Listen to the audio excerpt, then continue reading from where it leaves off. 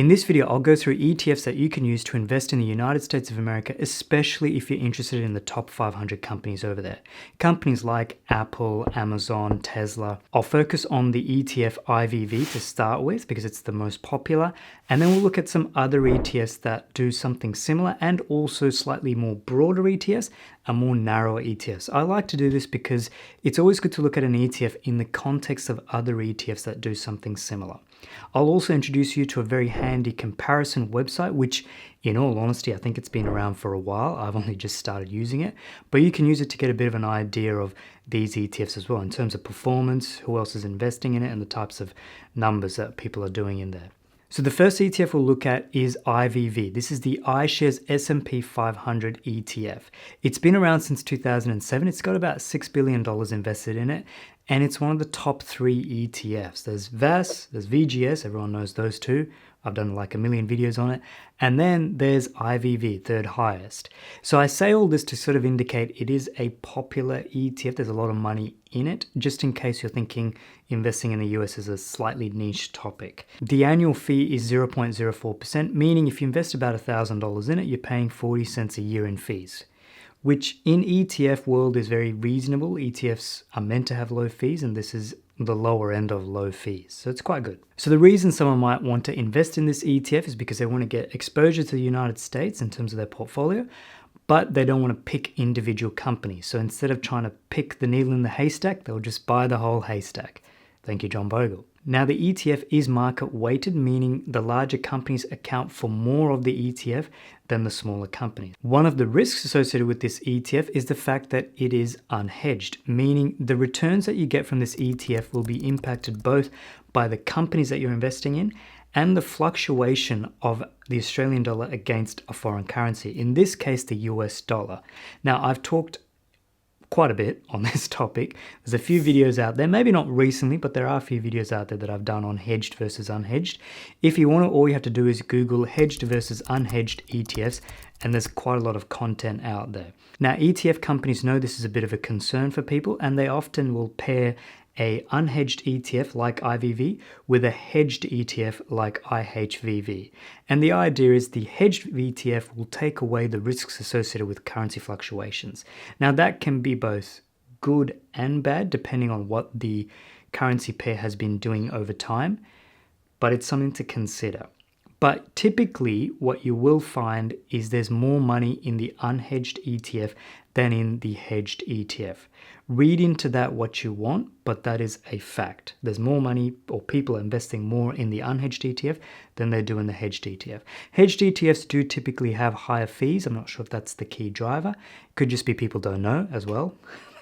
There could be a lot of uninformed choices out there. And to just further complicate things, there's nothing stopping you from investing in both the hedged and unhedged ETF and having a bit of both in there as well. There you go. So using IHVV as a bit of a lead in to look at other ETFs, here's a list of ETFs that you can also use to invest in the S&P 500 if IVV is for whatever reason not of interest to you. QUS is the ETF which looks at equal weighting where every company is invested equally or as close to equally as possible.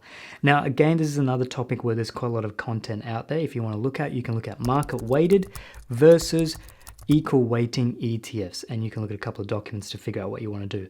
Again, I would say typically most ETFs end up being market weighted because they track, that's how the index is set up and that's what they'll end up using. SPY is very similar to IVV, it's just a lot smaller and has a slightly higher fee. And then you've got VTS, which looks at a lot more companies within the US. You're investing in about 4,000 companies with that transaction. Now, if you want to do something similar in terms of these side-by-side comparisons, I'd encourage you to check out Perla's ETF Comparison tool.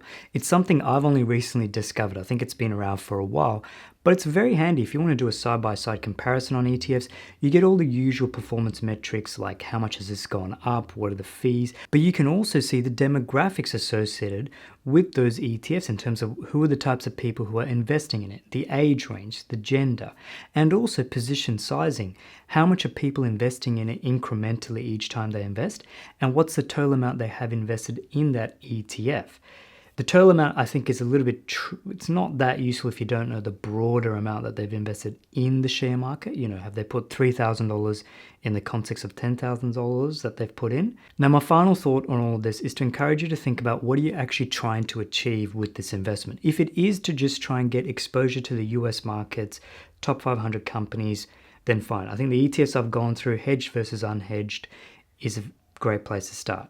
But if you're thinking you broadly want exposure to the US, let me just encourage you to have a look at two other ETFs as well. There's VGS. I've done many videos on this. Everyone's talked about this.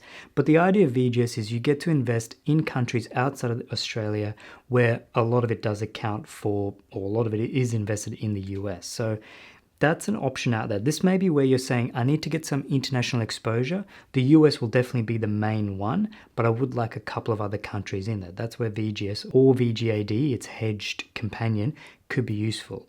But if you're on the other extreme and you're saying, I really want to invest in some of these top companies in the US with a very narrow focus, this could be where you could look at something like NDQ, which looks at the NASDAQ and invests in some of the companies in there. Now, NDQ is an ETF that people have often encouraged me to look at, and I've actually completely missed it at various times. It even dropped at the start of this year. Could have invested in it, but didn't, and now shot back up again. So I didn't just encourage you again.